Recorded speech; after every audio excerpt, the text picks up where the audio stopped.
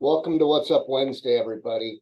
Last week, I was communicating with a longtime friend who recently went to work for us, and we were kind of in between opportunities, but a new opportunity arose, and we were discussing that opportunity.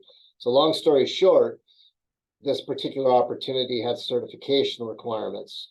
They really preferred somebody with a CHST and ideally with a CSP. And the comment that was made was this: doesn't 25 years of experience trump a certification like a CSP? And it was a great question. And it actually got me thinking a lot about the importance of certification, and hence delivering a What's Up Wednesday on the topic of certification.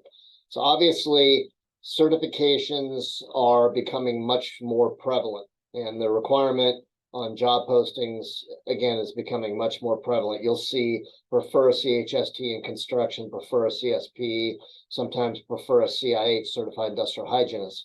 And people question those certs because I think their thought process is that taking a test and passing a test doesn't necessarily mean that I'm a stronger safety professional than somebody who has 15 or 20 years of management experience in the industry. And I can agree with that. And, I can sympathize too with how people look at this topic. But the reality is this: we're in an ever-changing industry, the safety professional industry, and certification is becoming a much more prominent part of the expectation for safety professionals. And the question might be, what's driving that?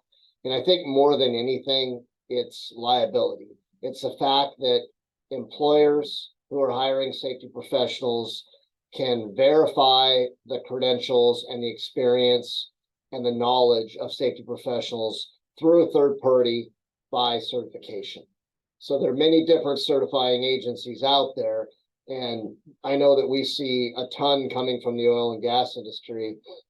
And many of those certifications, which are very well recognized in that industry, don't necessarily carry over very well to commercial building, civil construction, DoD work, high-tech construction, wherever that might be. And there are a lot of reasons for that, because some of those certs are very industry specific. But when I look at the overall industry as a whole, I think that the one certifying agency is the Board of Certified Safety Professionals, the BCSP.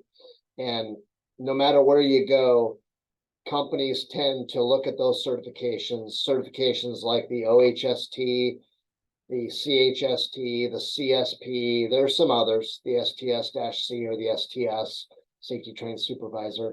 But when you look at the BCSP, I would highly recommend that anybody wanting to pursue certification go there first. Other certifications I think that employers would like to see are OSHA 510, OSHA 500, or the 511 and 501 if you're general industry. And then current first aid CPR certifications. I think those are kind of the three big ones. But I would say, in comment to the question that Joe asked, yes, 25 years of experience matters. It matters a lot. But if you could put a stamp on it, like he has with a CHST or ideally with a CSP, it just makes you that much more marketable.